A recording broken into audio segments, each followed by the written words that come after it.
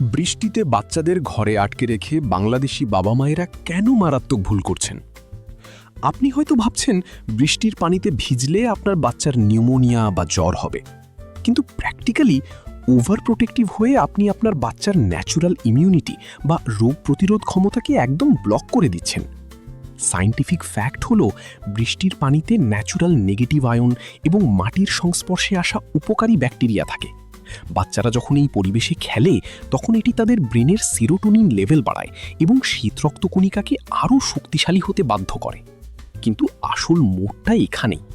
জ্বর আসলে বৃষ্টির পানিতে হয় না, বরং বৃষ্টিতে ভেজার পর ফ্যানের নিচে বা দীর্ঘক্ষণ ভেজা কাপড়ে থাকলে সাডেন টেম্পারেচার ড্রপের কারণে হয়।